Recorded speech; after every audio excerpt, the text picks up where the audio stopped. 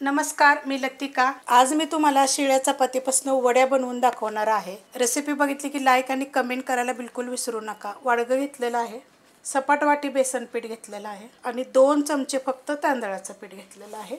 ह्या चमच्याच्या मापाने दोन्ही जरी सेम अर्धा अर्धा जरी घेतलं तरी चालू शकतं। 1 वाटी कोथिंबीर घेतलेली आहे। रेसिपी पूर्ण बघा आणि कमेंट करायला विसरू नका। मी तुम्हाला ह्यात अजून काय काय टाकू शकता ते पण मी आता ह्या रेसिपीमध्ये मी तुम्हाला सांगणार आहे।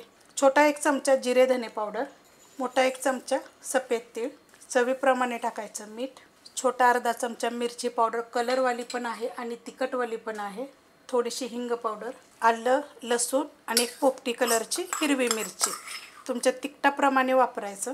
1 ते 1.5 चमचा जरी टाकलं तरी चालू शकतं। थोडीशी हळद। हे पहिले चांगलं मिक्स करून घेऊया। मस्त असं बघा मिक्स केलेलं आहे। कोथिंबीर मी ह्या वाटीप्रमाणे 1 वाटी गच्च भरून मी घेतली होती।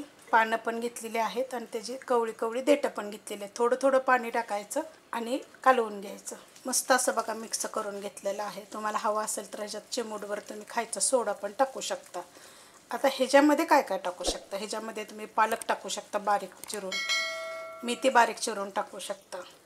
बटाटा काय करायचा, साल काढायची, पातळ बारीक खिसणीने खिसायचा, स्वच्छ धुवायचा, नितळून घ्यायचा दाबून, एकदम पाणी पूर्ण नितळायचं त्याचं आणि ती पण ह्याच्यामध्ये टाकून बनवू शकता।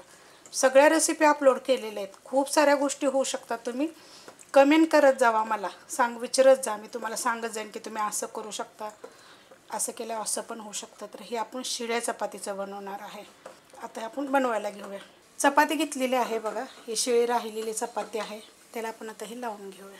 मस्त बघा सगळीकडून मी लावून घेतलेलं आहे। जास्त पातळ पीठ करायचं नाही, घट्ट पीठ करायचं। आता आपण वडी कशी गुंडाळतो अशाच पद्धतीत गुंडाळायचं।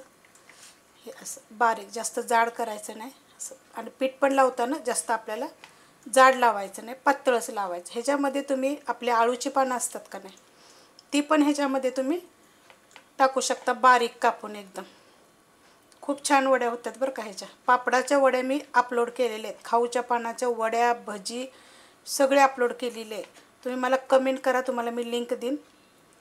आता तुम्ही कोणी बनवले होते का, मी जे वड्या अपलोड केल्यात ते पण मला तुम्ही सांगा। तर ह्याच्यावरनं आपल्याला पण थोडंसं लावायचं आहे, असं लावून घ्यायचं। मस्त असं बघा मी लावून घेतलेलं, असं मध्ये सुद्धा थोडंसं लावून घ्यायचं। टोप ठेवलेला आहे आणि त्याच्यामध्ये बघा 2 ग्लास मी पाणी ठेवलेलं आहे। त्याच्यावर आपली वडीची चाळण ठेवलेली आहे। चाळणीला काय केलेलं आहे माहिती आहे का, थोडंसं तेल लावून घेतलेलं आहे। आता त्याच्यावर आपण हे असं ठेवून घेऊया। जर लयच मोठी चपाती असेल तर मग मधोमध कट करायची। आता मी बाकीचं ठेवून घेते। आता आपण दुसरे पण असे ठेवून घेऊया। पीठ सगळ्या बाजूने लावून मी घेतलेलं आहे। आणि आता ह्याला किती माहिती आहे का, फक्त 10 मिनटं, 10 मिनटापेक्षा जास्त नाही ठेवायचं, 10च मिनटं ठेवायचं आपल्याला।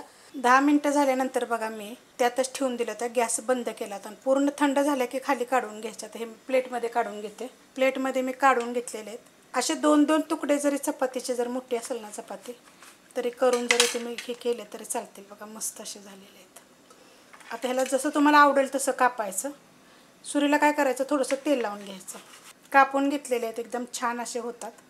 तेल ठेवलेलं आहे गरम करायला आणि तेल चांगलं कडक गरम झालेलं आहे। त्याच्यामध्ये सोडून घेऊया आपण आणि एकदम गोल्डन कलरवर आपल्याला ह्यांना फ्राय करायचे।